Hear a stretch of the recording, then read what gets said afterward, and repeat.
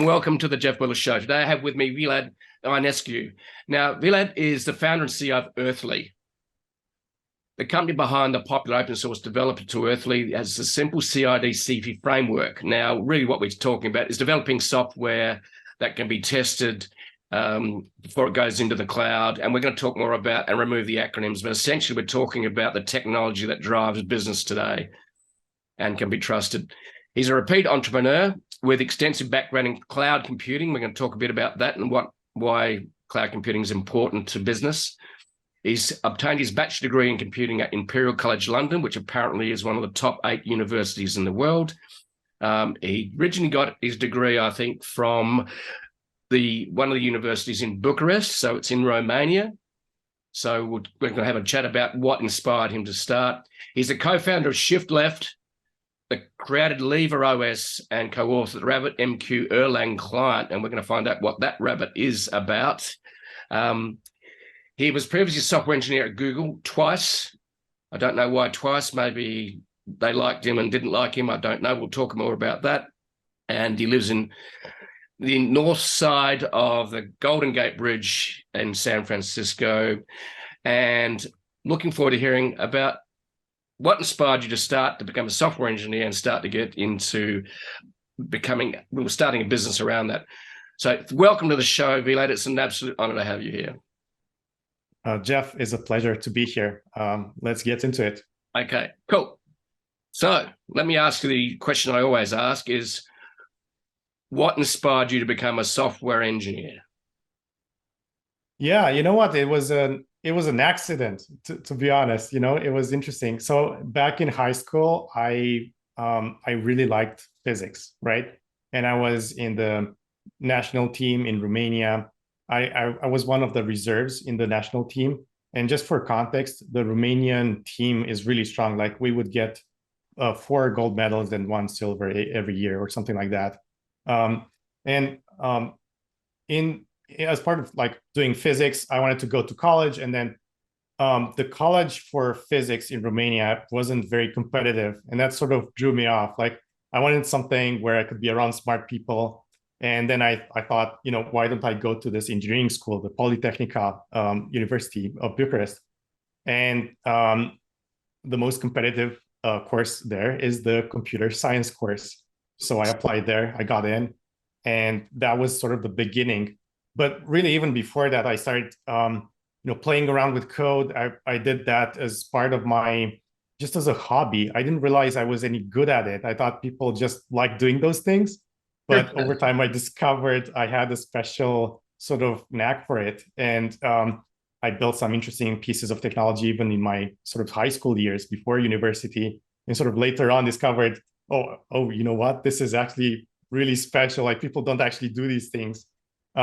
But yeah, then I went to Imperial College and learned just more and more about the interesting parts of software engineering, and it just kept me going. It's this field where a lot of things evolve very fast, and it's really hard to get bored with all the technology that's going on right now.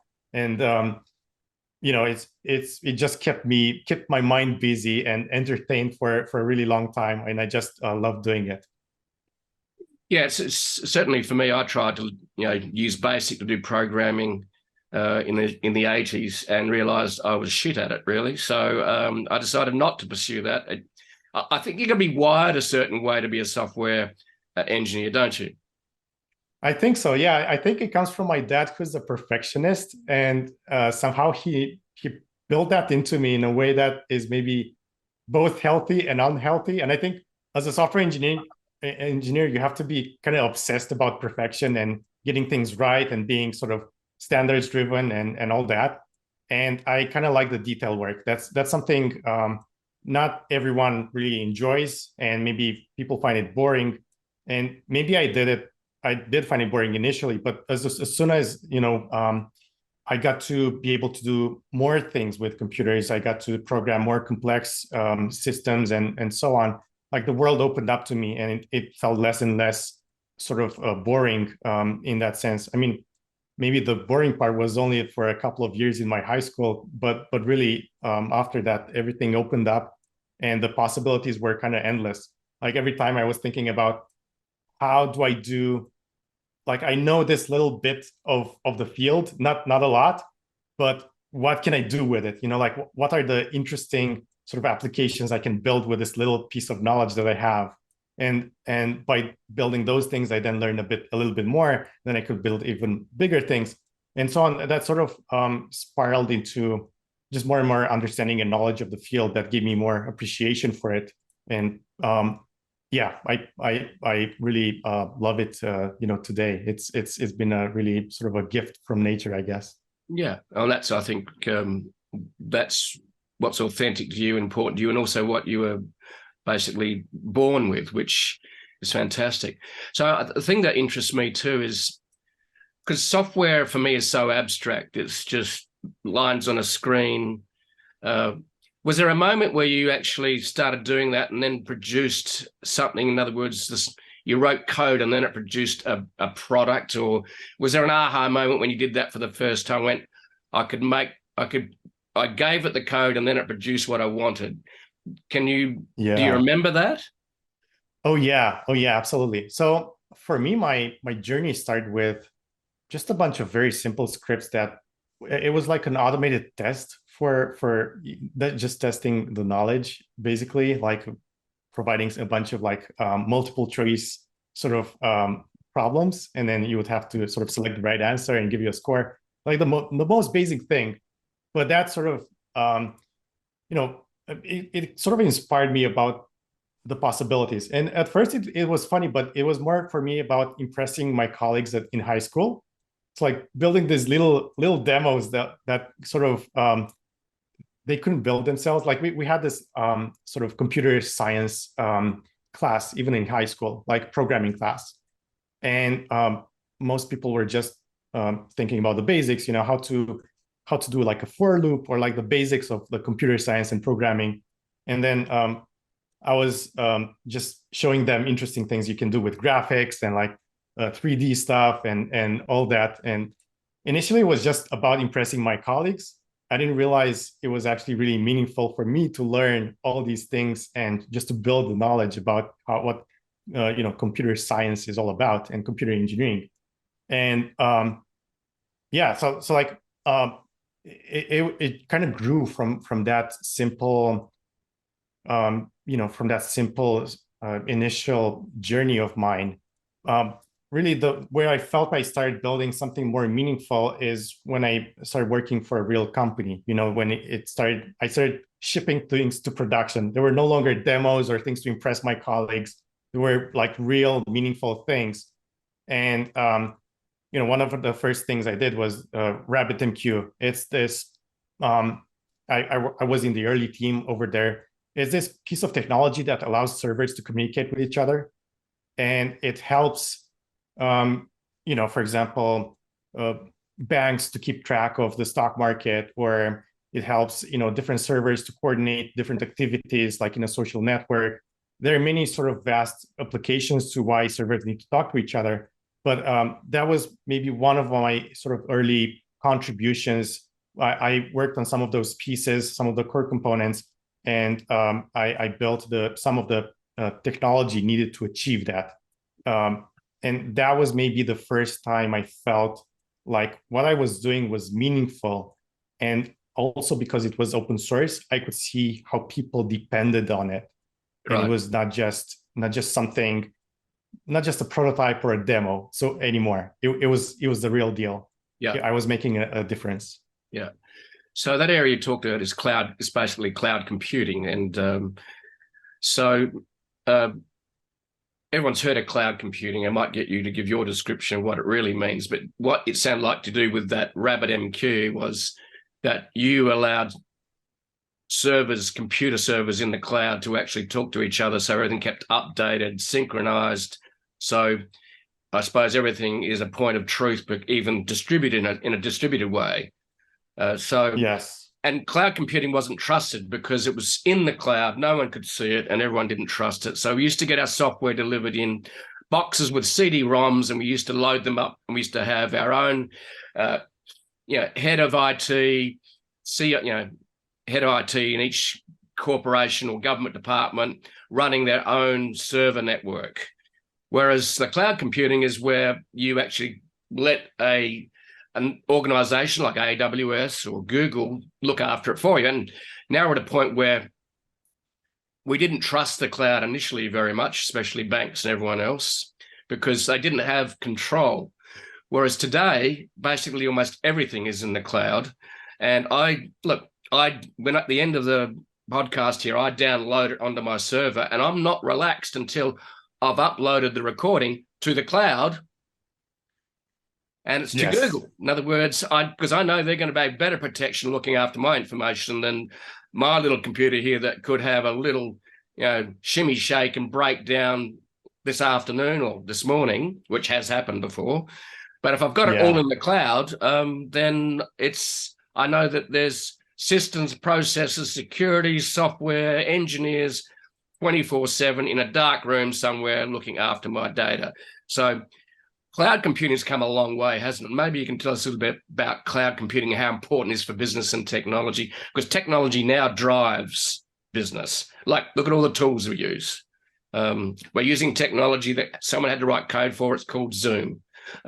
So tell us a bit about your insights about cloud computing and how important it is, what it is, what's cloud computing in Vlad's terms, and also why it's important. Yeah. Well, I feel like this has evolved over time. Like cloud computing in the early days was something a bit more mysterious. There was no playbook as to how to manage it and how to deal with it. And so many organizations were maybe not so trustworthy of, adopting it. And yeah, what is cloud computing? I think the easiest thing to imagine is, someone else's computer, right? It runs in the cloud. It's managed by the big corporations today. AWS, Microsoft, and Google are the main sort of providers of cloud computing. And then you basically outsource your computation, your hosting, your data, holding that to those providers to hold that for you, and also serve your customers. You deploy apps to those cloud vendors, and you are able to then serve your customers through them. The way this has evolved over time is that initially, many organizations did not trust each other with that data.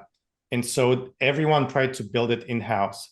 And in the early days, there was no good sort of playbook as to how to manage it, how to run it. And even today, it's really complex. It hasn't gotten easier. Maybe it's even gotten more complex with all the technologies out there. But we've gotten better at managing vendors and trusting AWS with our data, trusting that they have the right processes in place to protect our data and to provide the right level of assurance that it can support, even the most secure applications, even the most demanding of applications, and even like government sort of applications. There are things like GovCloud and such. Like even the most sort of compliance-minded organizations have adopted the cloud. And that is a big difference to what the world was like maybe 10 years ago or 15 years ago. Yeah. And the risk, I think, is still there, but it's just we've learned as an industry that it's better to concentrate our efforts to give this kind of sort of the stewardship of the cloud to the professionals. Like the AWSs of the world, the Googles and Microsofts, they have the expertise in-house to manage the cloud in ways that no smaller company would be able to do. And so the barrier to entry has been reduced dramatically. Like everyone is now deploying to the cloud.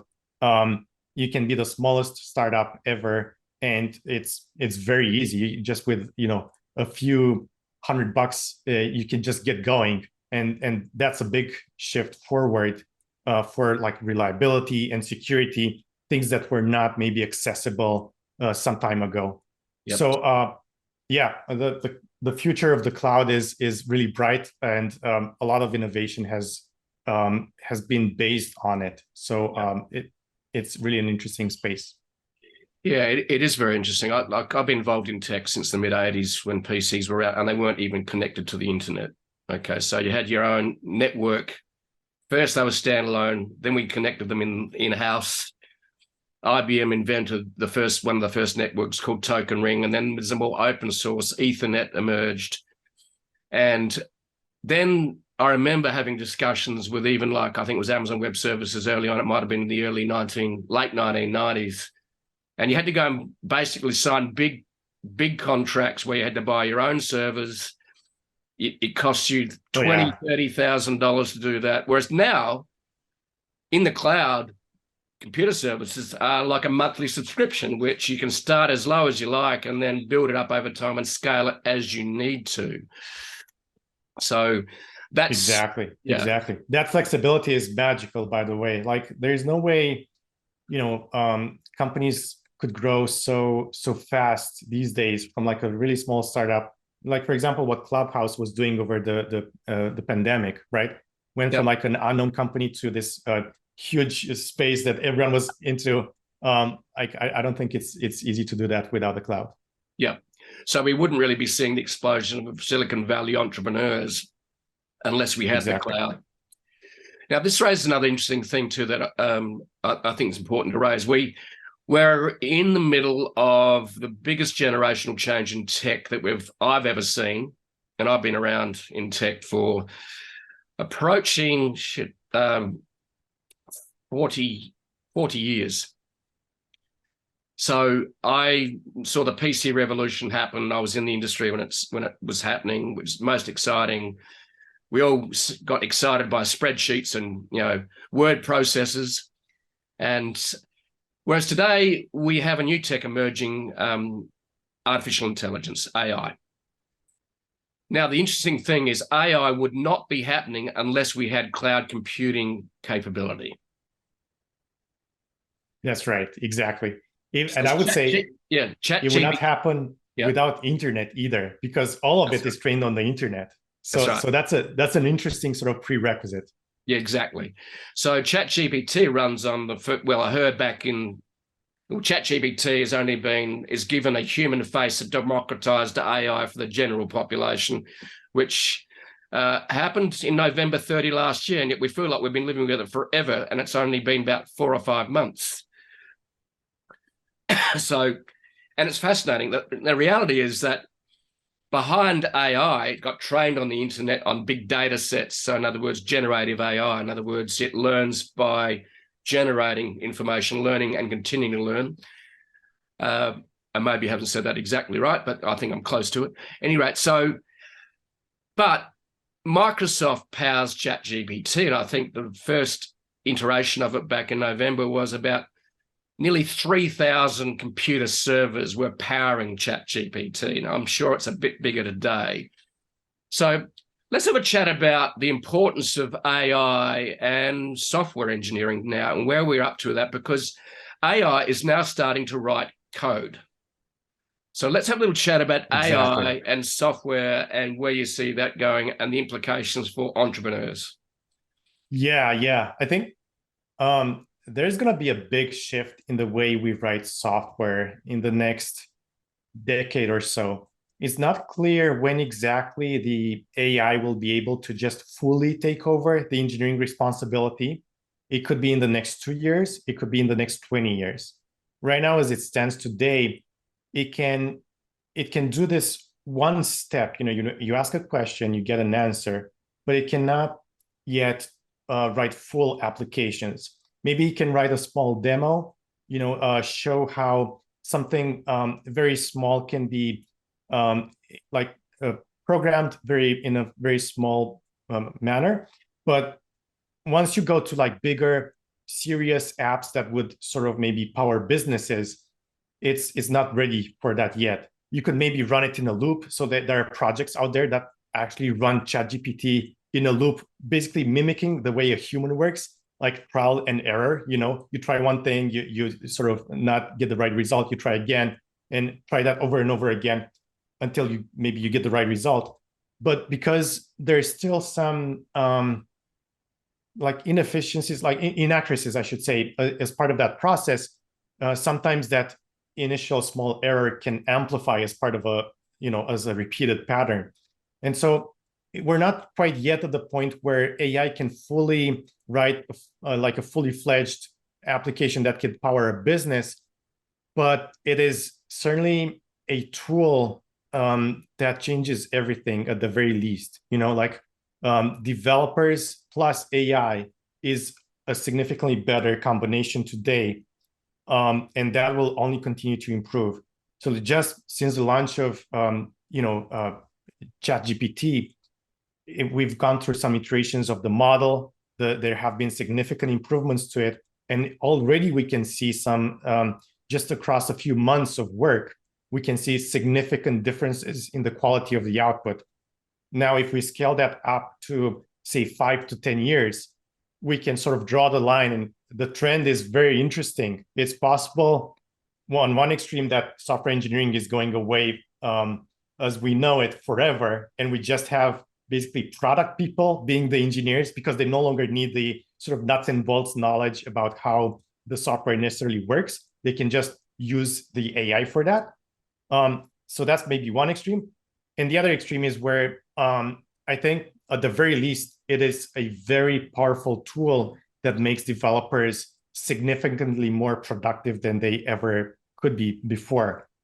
And it's hard to say where exactly on the spectrum we're going to land, but I think so far we maybe can address the problem of how to write a simple application with AI.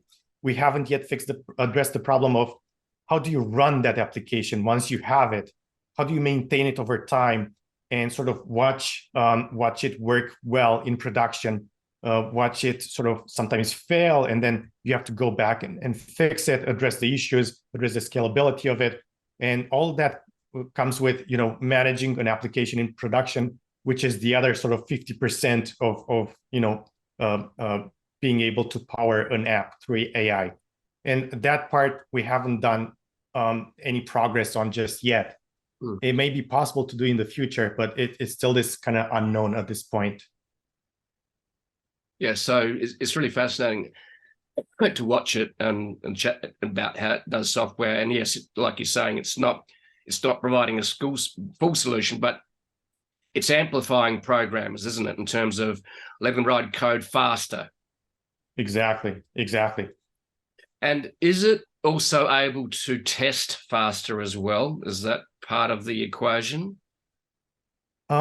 It can help you write tests faster, but not necessarily run them faster. Yeah. And the way it works, to anyone who hasn't sort of played with this kind of technology, there's basically it's an automatic suggestion engine where as you type code in your sort of editor on your computer, like this extra text appears as suggestion to augment your program and add sort of the next thing you are going to type is suggested by the AI. And by doing that alone, you can sort of use it to be able to generate like much more comprehensive testing that maybe you would have the patience to do.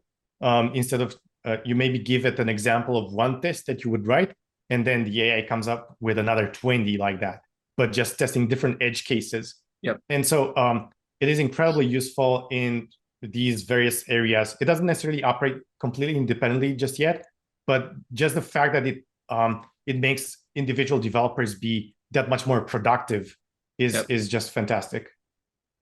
So there's sort of like two camps to AI. One which says, it's going to take over the world, so watch out that humans will just become a subspecies of AI robots. Yes. And then those go, well, it's just going to amplify us as humanity. I'm more in that camp than the other camp. And then we get experts out there, so-called, like Elon Musk, who signed this document saying we need to pause things for 6 months while we write rules for it. In the meantime, Elon Musk starts a generative ChatGPT clone business. Yep. So Elon Musk is just talking shit, really. He's saying, pause it while I can build my software and catch up. So yeah, exactly. It's kind of strange, but I don't believe in this kind of hold your horses, don't build anything else just yet because it's dangerous, right? I don't think we're that close to that kind of scenario. Maybe it's possible, I don't know, in the next 50 years, maybe that AI takes over the world. It's a real danger, perhaps, but we're not nowhere near close. And I think that doesn't feel fair for someone to be able to sort of influence this kind of a widespread decision in the industry while at the same time playing catch up. So like it's definitely a conflict of interest there. Yeah, well, I'm just going to say something to Elon. I see you, Elon. I know what you're doing. Okay, so watch it. Be very, very careful because we know what you're up to. That's right. Yeah, exactly. Cool. So let's talk a little bit about Earthly. So tell us what Earthly is in words and sentences that I will understand and our audience would, and why you created Earthly. Yeah, so Earthly is, by the way, unrelated to AI. I know we're sort of switching topics here. We are. But it is a tool that helps developers be more productive. And the way it does that is by allowing you to run developer-specific automation significantly faster and more efficient. And that developer-specific automation today is called CI/CD. It stands for Continuous Integration, Continuous Deployment. It's the stuff that automates the journey of a piece of code from the moment you type it on your computer to the moment it lands in production. And that process runs many times in a single day. It tests that your changes are correct. It tests that everything works as it should before shipping to production. It also packages and compiles the code and does all that magic stuff that puts together the application that runs on the servers. Our technology is able to dramatically improve the way that piece of technology works. And that results in 2 to 20x improvement in the performance of that system. And that translates directly into developer productivity gained back. So you can achieve more with less people, or be able to be much more productive than you were before. At the end of the day, that just means less bugs and more features with the same headcount in terms of like engineering organization. And that is the power of the technology that we deliver. So what I'm hearing is that the process and framework that you use with Earthly basically amplifies and accelerates humans as developers of software. And on top of that, then it actually makes it more accurate as well. In other words, it solves problems quicker and corrects them, or be able to test things, I suppose. So it's got that attention to detail designed in. Is that correct? That's right. That's right. These things historically have only run in the cloud, this kind of automation. Yep. And part of what we do is we allow it to also run on your computer. And that feels like a very sort of fine difference. But in actual terms, that actually turns out to be very important, because you can now take that automation and play with it on your computer in isolation. And there's a level of guarantee that it works the same no matter where you run it, like whether it's your computer or your colleague's computer or the cloud itself. And that has tremendous advantages in the way these things are developed. And the developers can then be much more productive in the way they work with these things. And that is sort of the novelty of our solution. Right. Yeah, it's the reality is that we are using software so much in business now. In fact, almost everything. So this call we're recording it on software, which is driven by algorithms. And I now almost implicitly trust it more than my own computer and myself. Right. But it's really interesting on the AI side of things for me, that AI has got like this broad spectrum of AI, which is sort of general AI, generative AI, which works for everyone. But then we're ending up with specialties of software. Well, we had verticals and specialties for software, but now we're ending up with AI that actually looks after AI that can help verticals. For example, I had a chat last night with the founder of 𝓬𝓵, who it's just using AI to actually capture meetings, distill meetings, summarize meetings, create agendas. Exactly. Write the email for it. So and businesses run on meetings a lot of the time. So who wants to take notes? And then humans are very imperfect at taking notes. Right. Exactly. So AI is certainly, you've got the big cloud, you've got the big, computer companies, and you've got the big three, which are AWS, Amazon Web Services. You've got Microsoft, which powers ChatGPT and many other companies. And then you've got Google itself. So exactly. Yeah. So in terms of open source, we haven't talked about that, but and that has some implications for AI as well. In other words, people write proprietary code and then companies try and hang on to it. So no one knows what the code is. It's hidden from view. Whereas there's this debate going on, even AI, between open source AI and proprietary AI. Would you like to talk to that a bit and what your views are on that? Because we ended up with software that's open source, Linux, which is and I think most of the world's servers, run on Linux now these days, as well. The vast majority of the servers. People don't realize, but Linux is actually the most popular operating system in the world. Like, you don't see it every day in front of you, but it's actually powering all the services that you use behind the scenes, like Google and just about everything that you do online is powered by Linux. And it's open source. And it's open source, yeah. So yeah, it's a good question. Historically, open source software has been more sort of impactful, in a widespread manner. So there's maybe this decision to make whether, as you are the author of an AI tool, do you want your AI tool to become sort of a standard in the industry on top of which you build other sort of commercial applications, and then you would have widespread impact with your open source contributions, but maybe there you have to think about how do you want to monetize it if you want to sustain it. Not every open source project works through donations. Like, I think Linux foundations and things like that, they have been tremendously successful, but the vast majority of open source software needs to be powered by some commercial sort of effort to be really sustainable. And then on the other hand, you have closed source software where it is primarily designed for it to generate money. And that's why it's closed source. You want to hide your moat. You don't want to give away the secret sauce. Your IP. Exactly. And so there is a debate because once you do closed source, you get less developer love. So it depends on what exactly you target with your business. Sometimes it's worth targeting the developers and building the infrastructure of AI, the stuff that powers everything else. And there are many sort of playbooks by which you can actually turn that into a monetizable product as well to sustain it.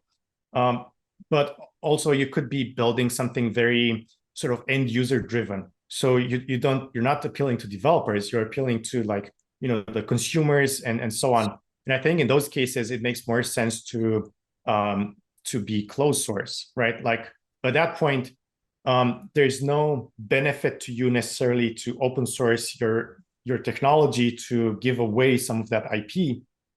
There's more benefit in you sort of holding tight to that and sort of using that for monetization. And then anyone who wants to compete with you has to recreate that technology from scratch, basically.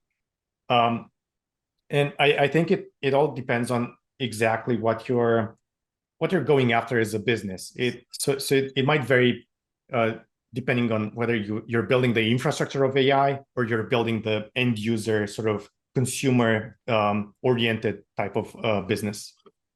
Yeah, and this raises the question, big question, which I've been thinking about for a while, is that basically the internet opened up new digital business models. That's right.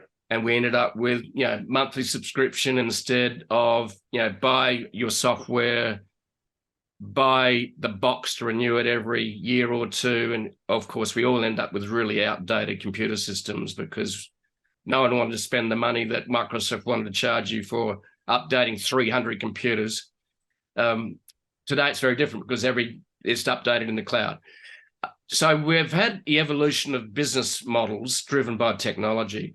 The thing that intrigues me, and I'd be interested if you have any thoughts on this, is that what are some of the new and emerging AI business models? In other words, technology driven by AI, or AI-driven technology that is going to change the way we do business. And because you must be watching quite a few companies that are developing software, do you have any thoughts on some of where you see business evolving into more AI business models? I'll be intrigued if that's crossed your mind. Yeah, so far what I've seen is that the companies emerging right now are just using the business models of the internet. So, the subscriptions, maybe the pay per API call, so that the call to the programmer interfaces of those services that give you AI. And I think we haven't really figured out exactly what maybe an AI-driven business model can be, but it could be either around the value that you get. So for example, if this AI can make me, I don't know, pizza, right? You would pay for the pizza. That's the result of that sort of interaction, right? Whereas in more infrastructure terms, if you were to build something that is meant for developers, a pay per use is more typical in that environment.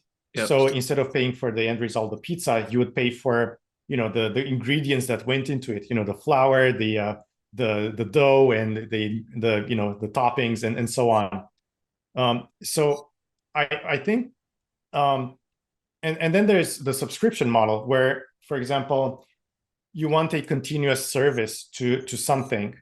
And so, for example, maybe this continuous service is, I don't know, generating ads every month and then running them for you. That makes sense because it's a very continuous process. You don't just get the value in one day, or you don't necessarily get the value just by interacting with it like on and on. It's something that just works automatically for you. And so subscriptions make a lot of sense in that case. So I think a lot of the models that power AI will be simply, at least so far, very driven by what we've learned from the internet era, the software as a service, platform as a service, and so on. Although, time will tell exactly how things evolve and how these agents become much more maybe independent, and what will come out of it as a result of the sort of business aspect of it and the pricing of it. Yeah, it's going to be fascinating because we are trapped in the old models because we as humans get trapped in templates that we're used to. And change is hard. Change is scary. Yeah. So because this intrigues me in terms of what does an AI business model look like? Well, it could be, in thinking about this a little bit, I believe it's going to be the intersection of various AI-driven technologies that will be combined into one product or a process. Let's think of media, for example. AI ChatGPT can create content. AI can create a video or an image. AI can detect what works and what doesn't when you release that ad to Facebook or Google. Then there's going to be creating of the landing page for that ad to actually go to once people click.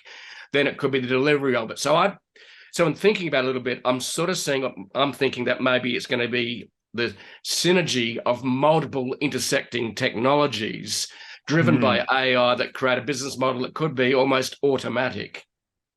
Yeah, it's possible. It's possible. And you know what? Something that's going to shift a lot, it's going to be the cost of content production will go almost to zero, right?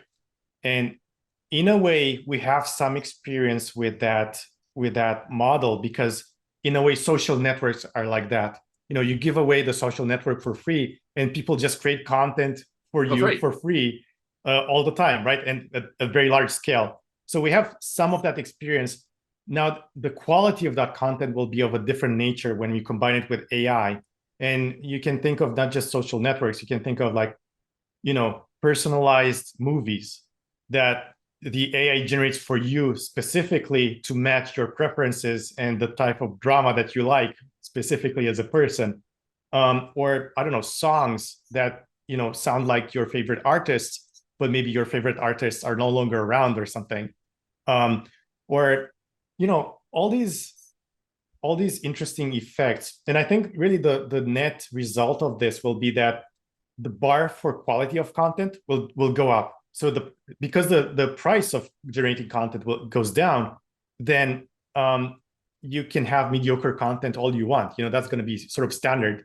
But now the really high quality content will be the sort of the differentiator, and all the sort of Netflixes of the world and the sort of content generation platforms out there will probably want to raise their bar, use these tools underneath to raise the bar, and sort of deliver on just content we've never even thought about. It's really hard to imagine probably at this point.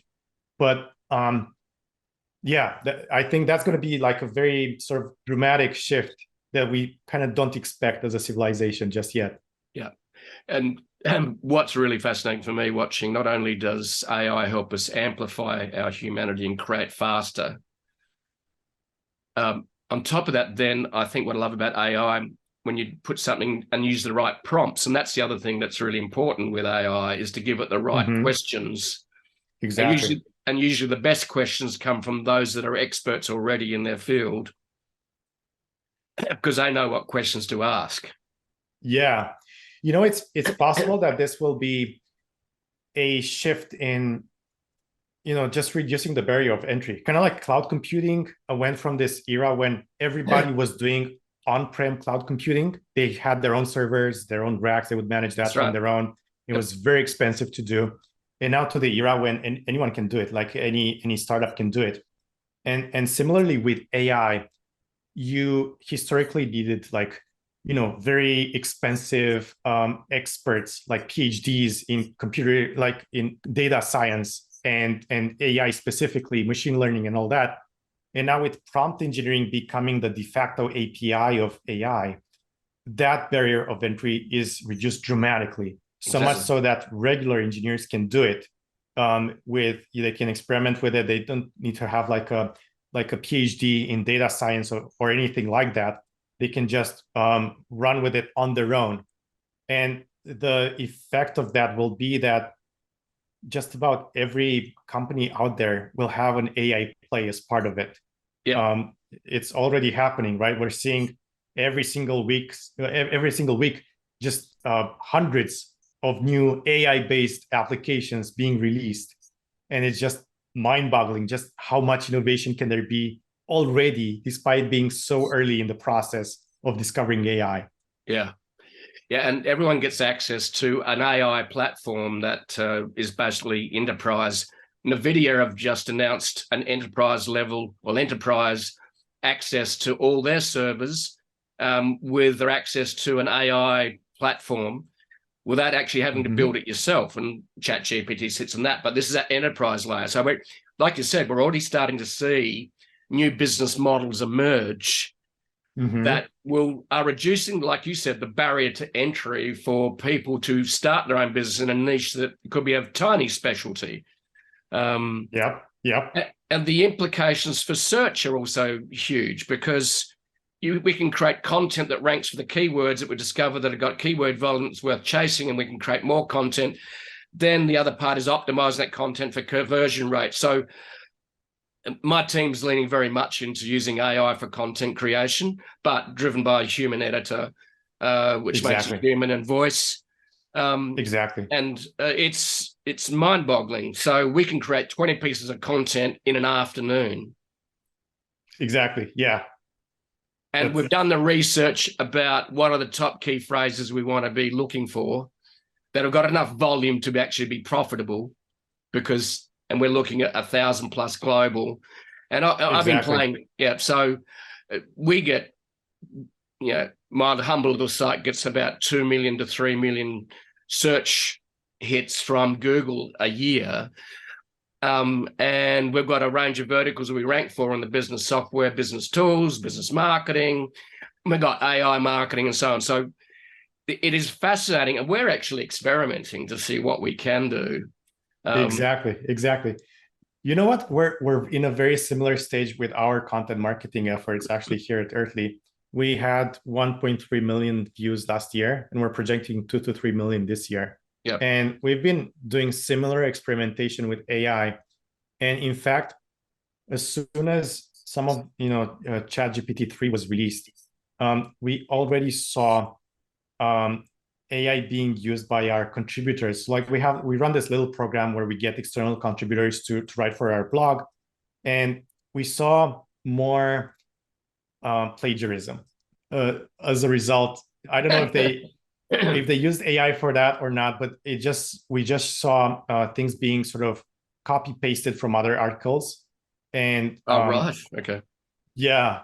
So basically, these contributors were paying them money to write for us, and basically they increase they write content that is driving our target audience to our site basically, and we have a certain standard for quality. And as part of that quality check, we also check for plagiarism. Like we Google the terms in the content and figure out whether they're actually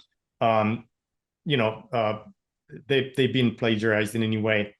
And it was kind of sad to see in a way that maybe AI is contributing to this. But at some point, we also realized, you know what, if this is high quality content and we ourselves at some point cannot tell anymore whether it's plagiarized or not, does it really matter that AI was used to generate it? If it's useful to you. Yep. And so right now we're in this journey where we even ourselves, we use it a lot for iterating on our content and just finding better wording, making it simpler, improving the content overall. I think we can't really trust it completely to write complete articles for us. Sometimes it goes off rails, and the quality can suffer in some cases. But it's very similar to software engineering. Like it's this amazing tool that makes you more productive with a human in the loop that we never had before, and now we're suddenly realizing we can no longer live without it. Like it's this powerful. Yeah, and we're taking a lot more control over our content by creating content that is built upon strategic selection of keywords and phrases that we want to rank for over time. Whereas before we were getting guest authors, and then we'd try to jam that content into a keyword or phrase that we don't necessarily want. We don't think it's important. Doesn't have enough volume. It's not the right target niche that we're after.